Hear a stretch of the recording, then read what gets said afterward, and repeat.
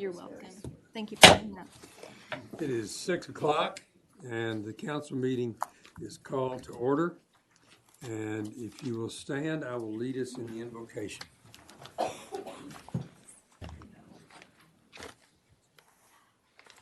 Father, we give you thanks for this Christmas season. We also thank you that we have a community that is so generous to people in need at all seasons. Father, reminded of Jesus' words about being servants and servants to others, again, especially to those in need. We pray that as a city, in all the aspects of the city, from streets to parks, water, and law enforcement, that we see service to individuals. In Christ's name, amen. Amen. Now we have the robotics team that is going to lead us in the Pledge of Allegiance. And I would like for you to come up here and then face the flag and lead us together. I will tell you, this is right up here, up this way, yeah.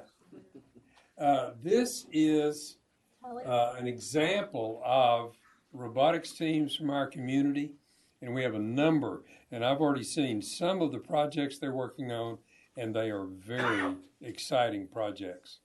Okay, let's face the flag, and then together, would you lead us in a pledge? I pledge allegiance to the flag of the United States of America and to the republic for which it stands, one nation, under God, indivisible, with liberty and justice for all. Thank you very much. Thank you. Now, I want to dismiss you so you can go and study and work on your project. Oh, you're going to talk to us in a minute? Yep. Okay, now when are we going to do that? In the visitors forum. Or the visitors forum. Okay, then you'll be excused, okay? Because we want you to do the projects and keep your grades up. Okay, you can be seated for a few minutes.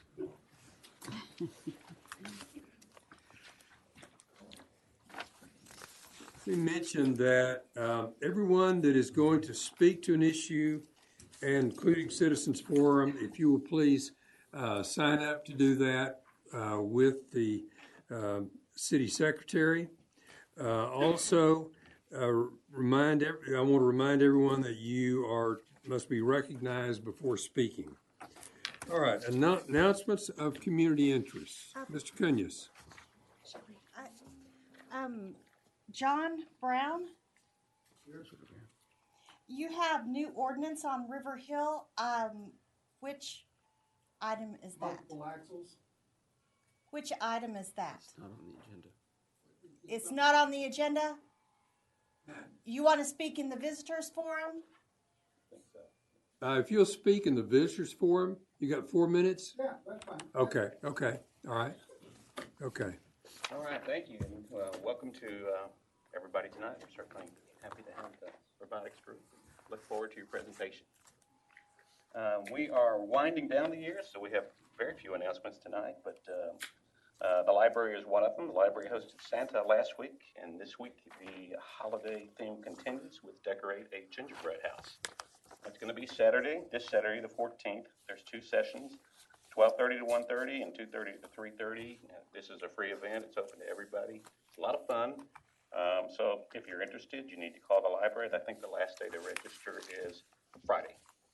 And their number's up there. Again, it's a great event, as always, with the library, and so I would encourage you to take advantage of it. As I said, we are winding down, so just one more announcement. We won't be meeting on December 24th because that is the night before Christmas. It's full of good cheer. The council will not be stirring, at least not here.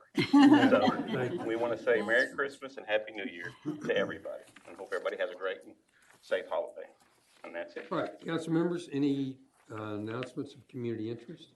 I just want to mention that in January, I will be working with the state to perform a count of homeless. It's called a PINT count, a point in time count. So if anyone's interested in helping me, I need volunteers. You can see me at the council meeting tonight or call the city office, and they'll put you in touch with me, and I can give you more information. Thank you. And, All right. Mr. Mayor, if I Yes. may, I was gone at the last meeting, absent, and the reason was because of, several of us were in Chicago for the new health initiative called BUILD. It's a grant that we have been given for $250,000. It's exciting. It's going to involve Peterson Hospital. It's going to involve New Hope Counseling Center. It's going to involve Light on the Hill and the Methodist Health Ministries. It's a 2.5-year grant. We will be employing some people from the neighborhood for about 3 or 4 positions over there. It will be looking at nutrition, health, and transportation. So there'll be more about it in the future, but just wanted to let you know that it's a wonderful opportunity. We are the smallest city or smallest entity in the state that has been awarded this build. It's actually been awarded all over the United States. We were started out of 150. They narrowed it down to about 47, and we were picked as one of the last 11. So it's just super exciting. It's going to be a great thing, not just for the Doyle community, but for the city. So just want to thank everybody that's been involved in that, and it'll be a community effort, and we're going to get started with that in the next several weeks. So. Good, it is exciting. Thank you. As we move to the Visitor Citizens Forum, this is a good occasion for me to remind us of the community vision. Kerrville will be a vibrant, welcoming, and inclusive community that respects and protects the natural environment that surrounds it, seeks to attract economic growth and development, provides opportunities for prosperity, personal enrichment, and intellectual growth for people of all ages, and does so while preserving the small town charm, heritage, arts, and culture of the community. Okay, in regard to the Visitors Citizens Forum, we will begin with the robotics team in just a minute. But prior to speaking, each member must fill out the speaker request form and give it to the city secretary over here. The speaker request form must be submitted to the city secretary before the item is called or read into record. City council may not discuss or take any action on an item, but may place the issue on a future agenda. And each speaker is limited to 4 minutes. And again, you're not speaking to an agenda item, you're speaking to something else. So can we have our robotics team up here?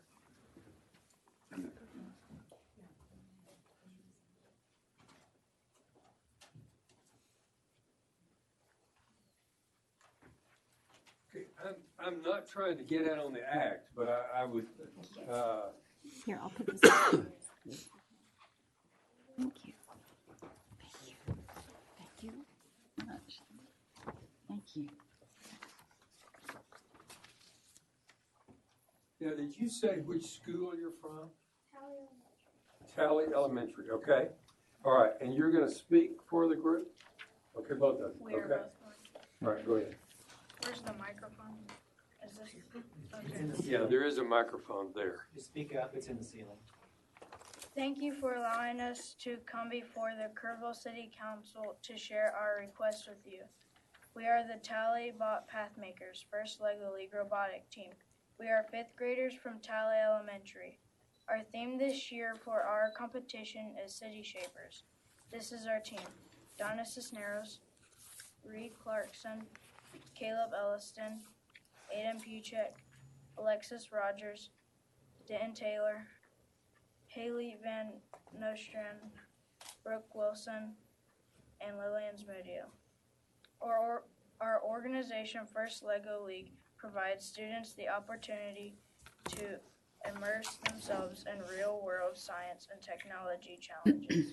There are 3 essential elements which require research and collaboration: the robot game, the missions our robot must complete, the project relates to the theme, City Shapers, and the important component is the core values.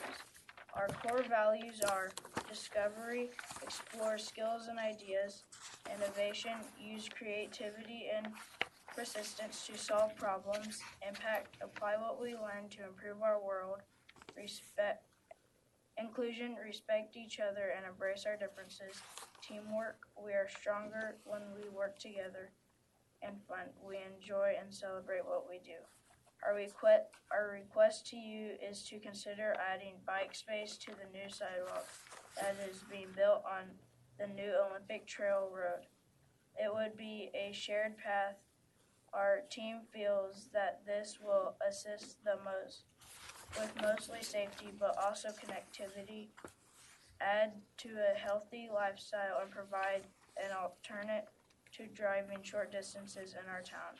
We propose that you take 5 feet from the existing 10 feet of the sidewalk, leaving the pedestrians 5 feet. Then paint a yellow line between the bike space and the pedestrian space. Bike icons will identify the space. The idea is to have the bike space on the side closest to the road. We considered the issue of the directions bike would take during the school hours. The morning 7 a.m. to 8 a.m. the bike traffic would flow from the Daniels Elementary School, the area to the New Peterson Middle School to Tybee High School. In the afternoon, bike traffic would flow from the Tybee High School to the New Peterson Middle School to Daniels Elementary School from 3 to 5 p.m. We request that the city provided signals indicating the flow of bike traffic. The signs would be situated at the beginning of the new sidewalk on the Daniels Elementary side and again at the beginning of the sidewalk on the new Pearson Middle School side. We based our thinking on the Kerrville 2050 Section 8 Mobility/Transportation, page 155. It states the choice to bike or walk, however, is often influenced by the presence of sidewalks, trails, and bikeways. In addition to how well these facilities are connected to each other.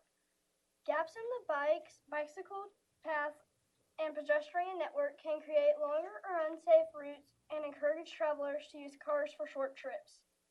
Also, since many cyclists are more comfortable when they are able to travel where bicycles are separated from vehicular traffic or bike paths at the sidewalk level. We are fortunate to collaborate with the Kerrville Urban Trail System, CUTS, Jeremy Walther to brainstorm ways in which Kerrville can be more connected.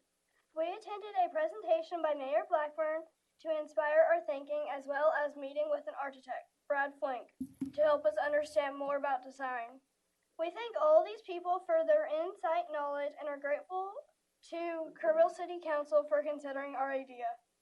We see this bike space along Olympic Trail Drive as a viable solution that will benefit our community by helping it to become accessible and safe for all. Thank you.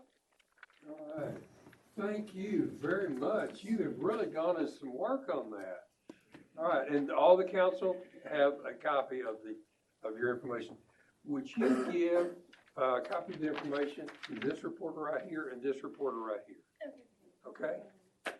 All right.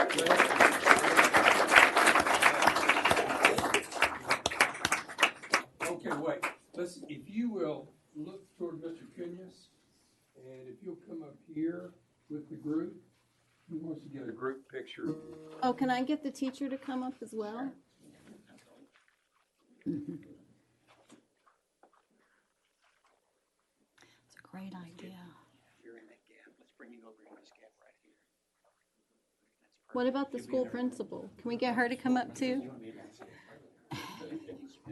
Come on. Come on, Mrs. Robertson. Come on. Yeah. Ms. Robertson.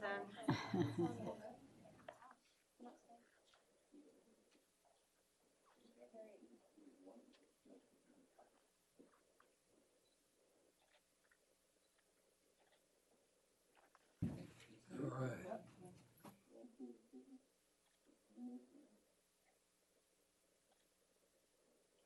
Now, the two teachers, administrators, would you tell folks who you are? I'm Marilyn Mitchell, at ELAR teacher at Tally, 5th grade. All right. And she's in charge of our robotics program for 5th grade. And I'm Gina Robertson, and I'm the principal of Tally Elementary. All right. And aren't these amazing kids? They are amazing kids. That's Great right. job. Thank you.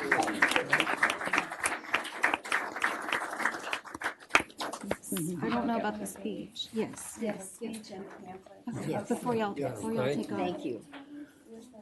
And before we move on, I had a question for the city manager. if that's Okay.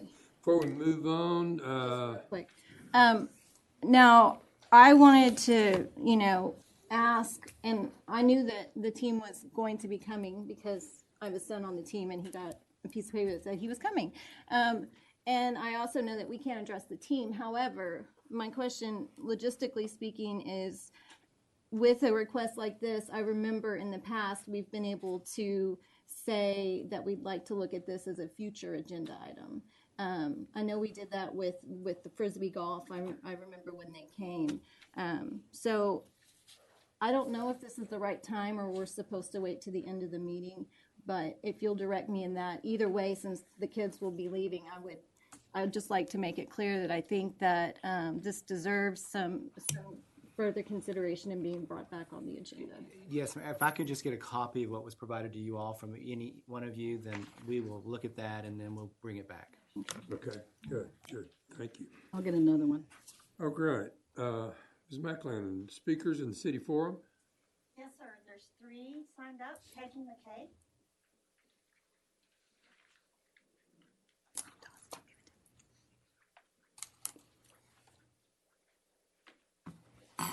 Peggy McKay, 135 Westchester, or 103 Westchester, Kerrville. We've been told the conditions relating to the 2050 plan have changed and encouraged an application for the Vintage Heights development adjacent to River Hill.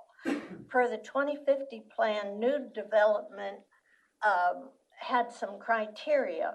1, protect the existing neighborhood. 2, stay true to local aesthetics. New development should be compatible with the existing character of the community. And 3, because a distinctive feature of our area is the beautiful natural landscape that should not only be celebrated, but protected. Also in the 2050 plan, it says new development should first concentrate on infill. This received 100% support from the participants. Infill, where the infrastructure is already in place. The first projects out of the gate all require installation of infrastructure, and to date, I understand it would be at the expense of the taxpayers. This area is not included in the strategic catalyst area, nor is it included in the preferred growth area. The 2050 plan emphasizes 3 essential criteria: inclusion in the future land use plan, plus strategic catalyst area maps and summary sheets, plus the thoroughfare plan, and states all 3 form the underpinnings of the entire 2050 plan. This potential project scraps all this criteria and its basic guidelines. It is far beyond the reason cited for a change. Further, traffic is a significant problem now. With multiple new developments within several miles of this area, the increased population brought with it will unfavorably affect neighborhood streets as well as the arterials into the inner city, which are already clogging now. Adding 1,200 people in this area alone is going to devastate it. And on the water issue, pressure's been a nightmare in this area. How will a reliable water source for new development be provided? And will this be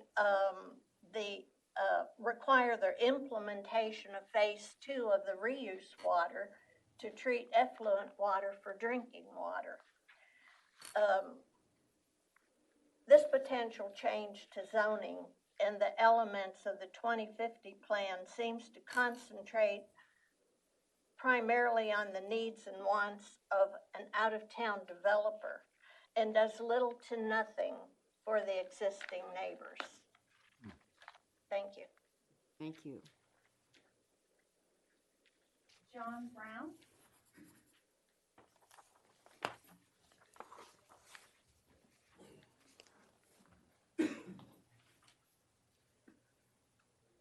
John Brown, 205 River Hill Boulevard, Kerrville. I just want to thank the mayor and city council for passing the recent ordinance on River Hill, limiting vehicles with more than 2 axles from cutting through from 173 to 16 or the other way around. And I want to tell you that my neighbors are happy about it. There's hope that it will reduce the 3,000 car a day traffic count on River Hill Boulevard. Having said that, I'd like to ask, would it be too much to get the ordinance enforced?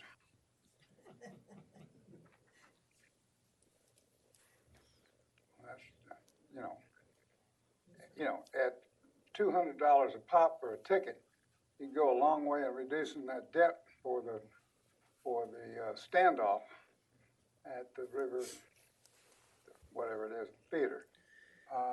And it's an ordinance. I feel like it should be improved. I hope you can do something to get it improved. I have been to the police department, and they have told me by someone who's above the rank of sergeant, they got no intention of enforcing it. So if you're not going to enforce it, why do you even have it? One last thing. Can you get the elevator fixed? The elevator? I'm sorry. Elevator outside from the Yeah. parking garage has not been working for 3 weeks. I'm going to refer that to staff. Mr. Hoppy? It's in process. We've got parts on order. Unfortunately, we've had limited elevator repair companies that are specific to that model. And it is in process. I believe they were out today to look at repairing it and following up this week. Okay. It hadn't fallen through the cracks. I'm glad you're on top of it. Yes, sir. We try. Appreciate it. And Thank is you. it appropriate or not, tell me, to ask the police chief to comment on what the police force may be doing with River, if he cares to do so or not at this point? Well, since it's not an agenda item, probably shouldn't, but I will tell you that he is, and we've discussed it recently. Okay.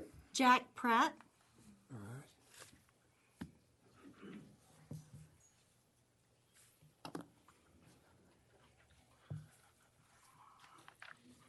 My name's Jack Pratt, 105 Deerwood.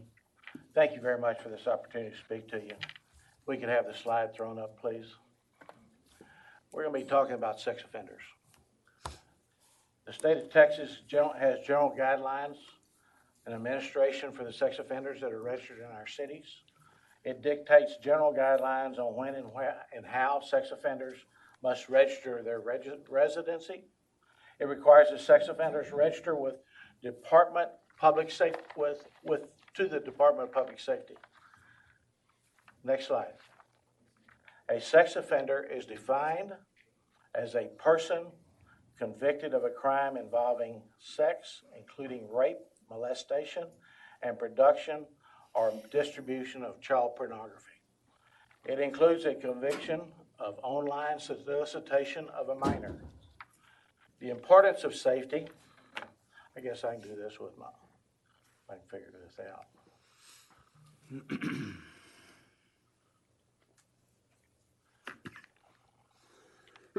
The importance of safety. The safety is for our children, especially our children. And it is of utmost importance that we do that. Many moved to Kerrville because safety was a top priority in choosing a location to live. Centerpoint has registered sex offenders. Hunt has registered sex offenders. Ingram has registered sex offenders. The latest data that I could find on the internet, Kerrville has 117 registered sex offenders. There's an accountability program. The acronym is SOAP. Sex Offender Accountability Program requires the police department to conduct periodical, no-notice checks or visits on registered sex offenders living within our city limits.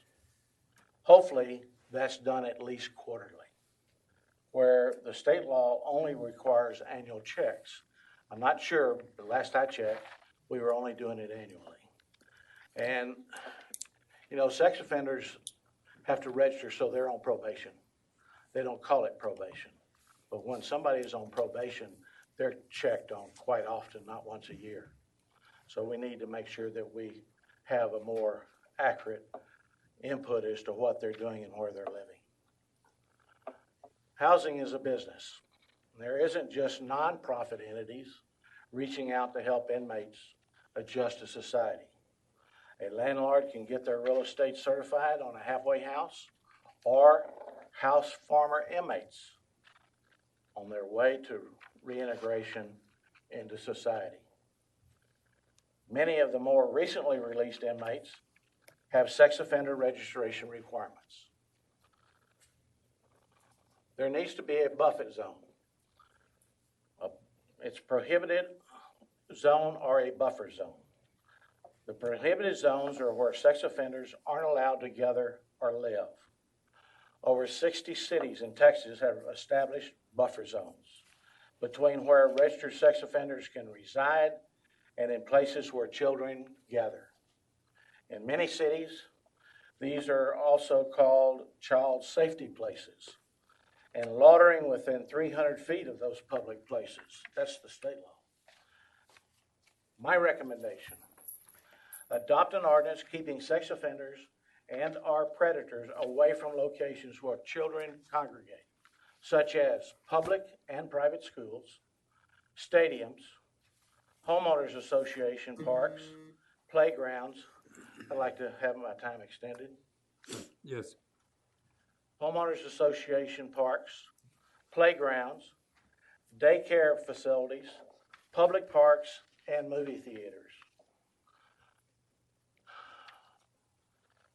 When we're talking about the residency of sex offenders, make it unlawful for a registered sex offender to establish residency within 2,000 feet of public places where children gather, as I outlined in the previous slide.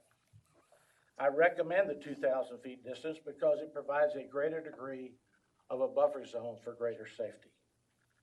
The proposed 2,000 feet distance helps the city fulfill its primary goal of providing protection to our children. So, now we're to property owners. We need to have the ordinance where it prohibits property owners from renting any of their properties to sex offenders within the established zone. I also recommend, and I do it in my leases, my rent leases, that you have a clause in there that they're not a registered sex offender. Okay. Now there are sex offenders that are already living somewhere, so we need to consider grandfathering. So provide grandfathering options for RSOs or registered sex offenders who have already established a residence in a to be determined prohibited zone. The ordinance should apply only to future prospective residents who are registered sex offenders. The sex offenders now living in Kerrville city limits would be grandfathered at their current address as of passing of this ordinance. The property owners who currently have registered sex offenders and those RSOs move, then that residence is not grandfathered. Only the current RSO at that residence, but that residence is not grandfathered. Mayor Pratt, we're going to have to wrap it up. The other thing I'm wrapping it up right here. Okay, the other thing I would say is, given the detail of this, you'll leave this with us in some form. You got it. You can have a copy of the slides in the back. Okay. Okay. So the type of ordinance. Make a violation a misdemeanor offense for punishable with a fine. Should the council move forward enacting an ordinance, And I know that some questions arise, and thank you for the opportunity, and I'm willing to take any questions you may have. I don't think We can't do you can't do questions. that. Yeah, okay, okay. I'm making the offer. All right, okay. Thank you. Do you have any other speakers? No, sir. Okay, all right. We come now to the consent agenda. All of these items will be considered together unless a council member or a citizen pulls an item, and I want to pull 3H. Okay. Mr. Mayor, I make a motion that we approve the consent agenda as presented with the exception of 3H. I'll Right. second it. Okay, I hear a motion, second. I'll second. All in favor, if you would let me know by the raised hand. Okay? This is a real big issue. In the November 12 minutes, it refers to the Springfield Marriott, and it is the Spring Hills Marriott. Now, that's a big one, but I just wanted to point that out. So, with that amendment, do I hear a motion to accept 3H? You want to go ahead, Judy? Okay, I move that we accept 3H with the amendment that has been recommended. Okay. Got a second? I'll second it. Okay. All in favor, raise the right hand. Okay. All right, so are okay. Ordinances on first reading. Ms. McElhannon, that first one we have.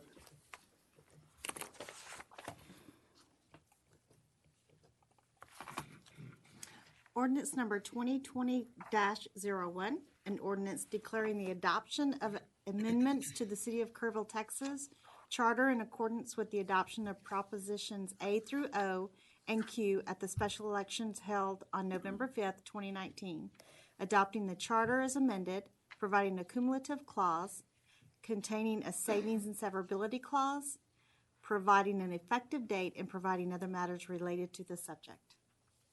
Okay. City Attorney Mike Hayes. Thank you, Mayor and Council. So this is your first reading of an ordinance that, if adopted, will declare that Propositions A through O and then Q, as passed by the voters in the recent election, are declared adopted. You'll recall that Propositions P and R did not pass.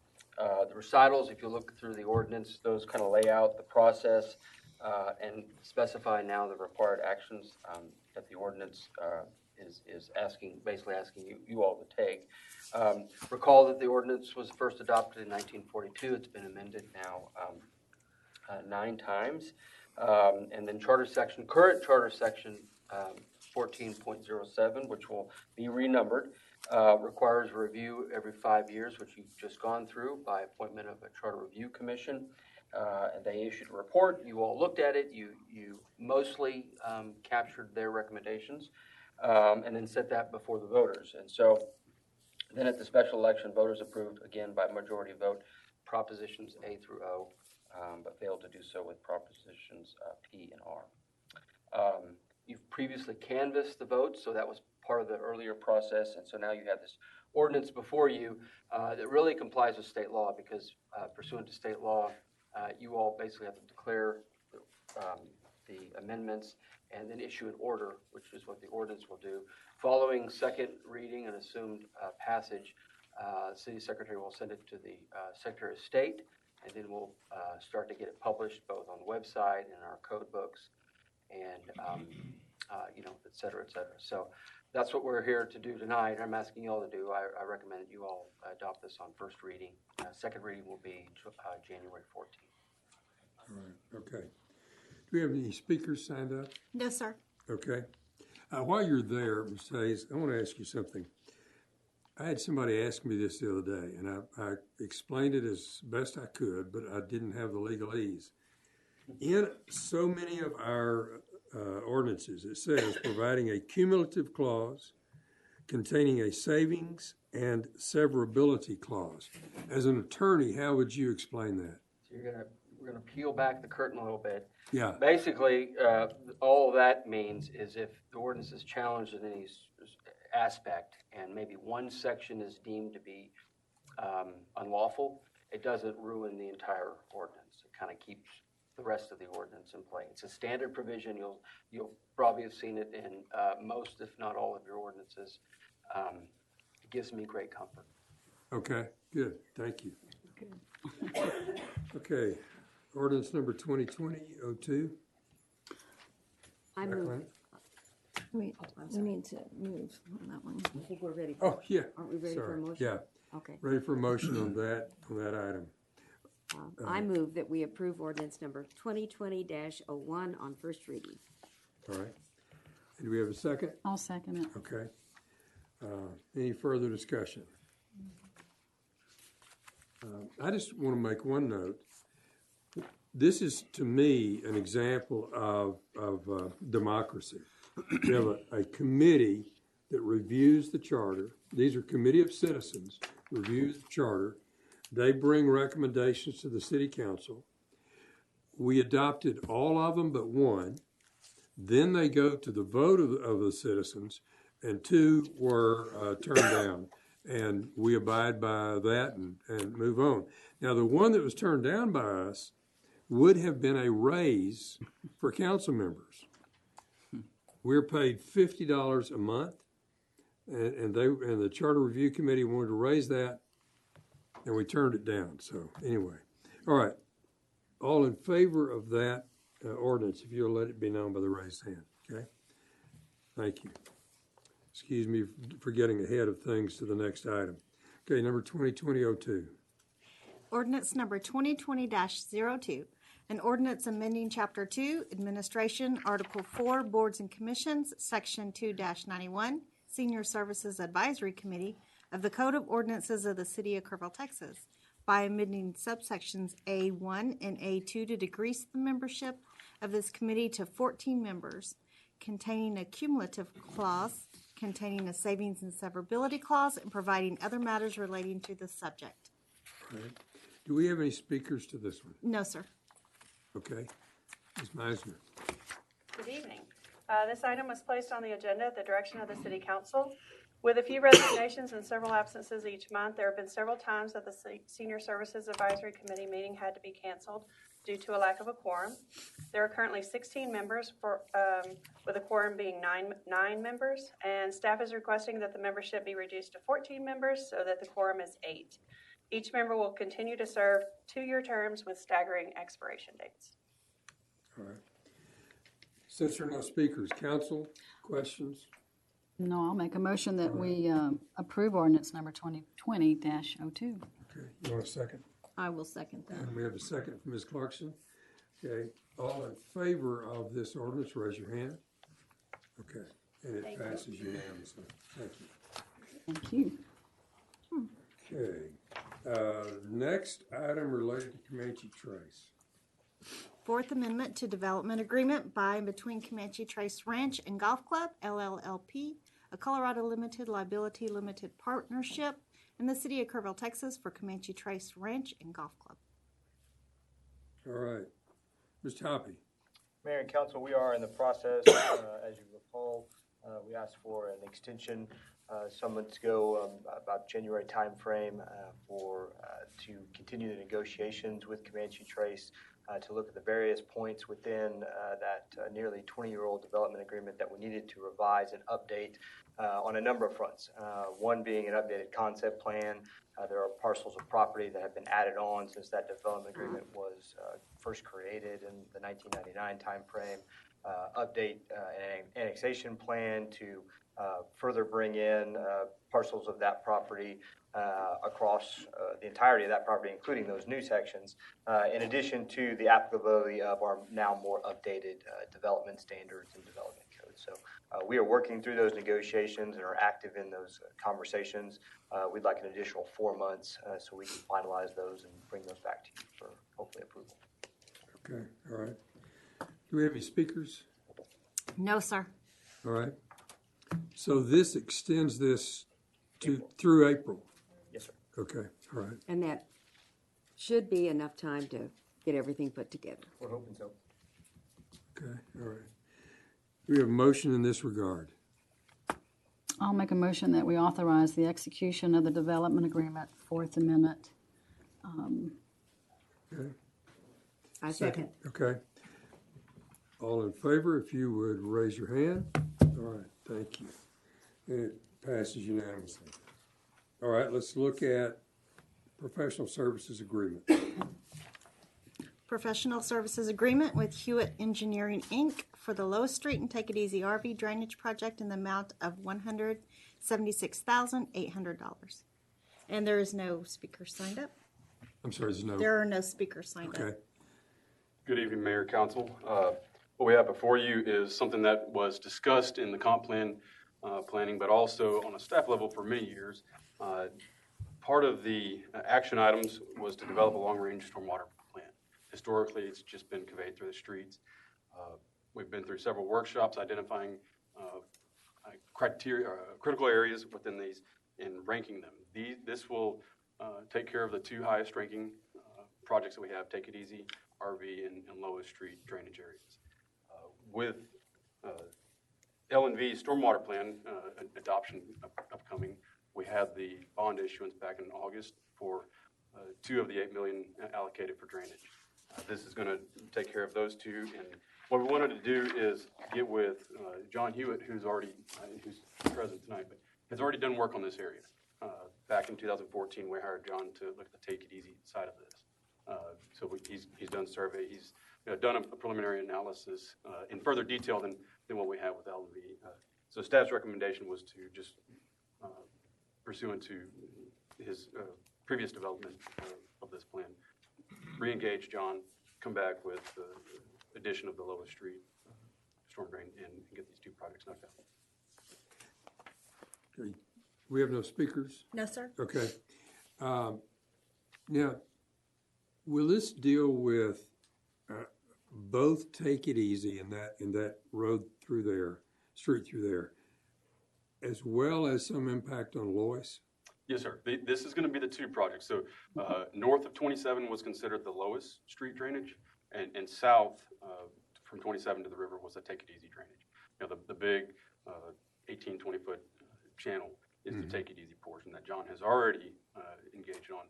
The northern portion of the Lois, the Hoyers and people who have come before us and the little townhomes on Lois. This will also address those as well. So construction-wise, it's going to be one, in design, it's going to be one project. Okay, all right. How, an anticipated time for the engineering? We haven't discussed that.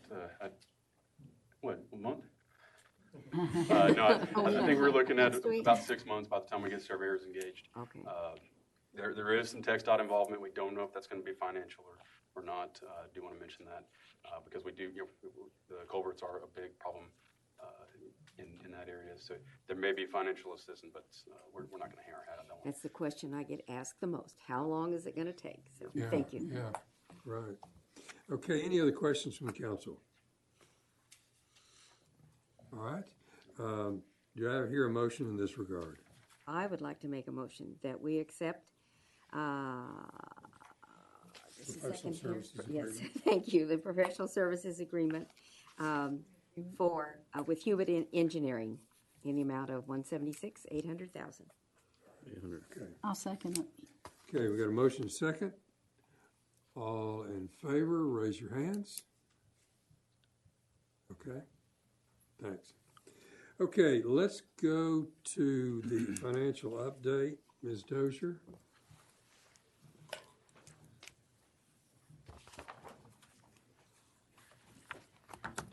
Good evening, Mayor and Council. Tonight we have our financial update through the month ended October 31st, which seems like kind of a long time ago, but that's where we are right now. So this is the first month of our new fiscal year. There's not a lot of information since we just have 1 month here, so don't quite have enough information to spot trends and that kind of thing yet. So I'm not going to spend a lot of time going over the October financial statements that you have in your packet, but I will go through them briefly. And then I'd like to talk to you about the results of our bond refunding that we now have official pricing on. So just on the general fund side, I want to point out that we're on track with our largest revenue sources of property tax and sales tax, very close to budget for both of them during the first month. Our expenditures are also coming in just under what we expected for the month.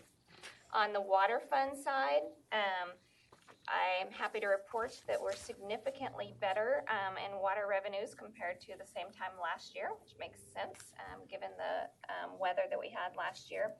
A little bit lower than budget, but once again, I think it's a little too soon to make any trend assumptions on that yet. And the expenses are on track as well. Are there any questions about the October financial information that's in your packet? I've got one question. Sure. Okay, in the general fund summary, where you have the revenues, property tax, sales tax, and then other revenue. And I know that includes water, sewer, and reuse, but there's some other things in there? Well, I guess two different things. So on the general fund side, other revenue includes, one of the biggest sources is our EMS billing revenue. Also the revenue from Kerr County for fire and EMS services. We also have recreation revenue in there. Those are some of the largest sources on the general fund side. When you look at the water fund, we also have a category called other revenue within the water fund, and that's more what you were just referring to. So on the water fund side, in that other revenue category, the largest number showing up there is something called waste disposal fees. And that relates to the septic haulers that we've talked about. These are people who actually bring in just truckloads of septic waste to our water reclamation plant, and we charge them to dump that into our pond there. And it also includes some things like new account fees, service charges, water and sewer taps, that kind of thing. But the septic haulers makes up the biggest piece of it on the water fund side. Does that answer your question? Thank you, that helps. Okay, great. Moving on to the refunding. Okay, so we've been talking about this for a couple of months now.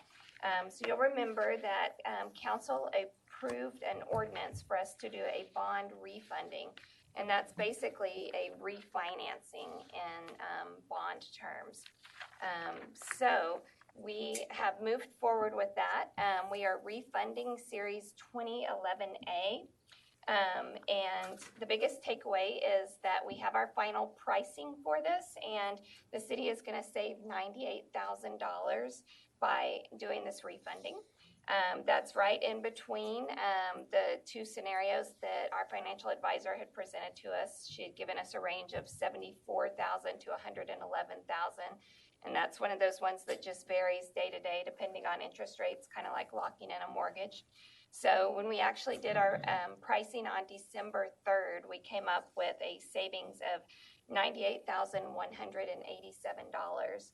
And just a little bit more information about this slide in particular.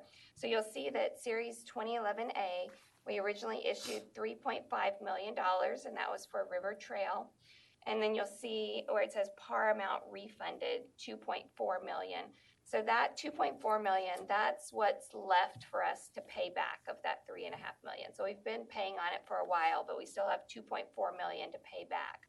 So basically, what we've done with the refunding is we've refinanced it so that moving forward, we're still going to pay back over the same life of the loan, so through 2031, but we're only going to pay back $2.3 million instead of $2.4 million. So we were able to get more favorable terms because the interest rate environment is a little bit better now. And that par amount means the face value or the actual amount that you pay back over time. And that gives us a percentage savings of 3.7%. The parameters ordinance that y'all approved was we wanted to see savings of at least 3%, so we're better than that. And it brings our true interest cost on this 2019 debt to just over 2%, 2.0386%, so very low interest rate on this debt. The pricing occurred on December 3rd, and we're scheduled to close on this on December 18th. So good news for the city, and we're saving $98,000. Are there any questions? That's wonderful. Ms. Dozier? Thanks for the hard work getting this accomplished. I mean, that can be 2 salaries, 3 salaries, that's so many things. So thanks for the foresight to go forward and try to tame this. This is. We appreciate council's support of moving forward as well. All right, thank you very much. Thank you. Okay, we are now going to deal with personnel in regard to planning and zoning and commission, and I'm going to ask if there is a motion to go into executive committee using section 551.074. I so move. Okay. All right, all in favor of that motion, let it be known by the raised hand. Second. Okay, thank you. Second. We shouldn't be long, but there's not much business after this, so. Is there any further motion on 7A? Mr. Mayor, I would like to make a motion that we do not make any appointments to P&Z tonight due to the fact that we are not a full council. Okay. Any other comments or observations? All Do right. we need a motion on that, or Yeah. is that's a motion? We'll make a motion. That's a motion. That is a motion. That's the Okay. motion. Do we have a second? I'll second it. All right. All in favor of that motion, if you'll let it be known by the raised hand. Okay, and it passes unanimously, and we are adjourned.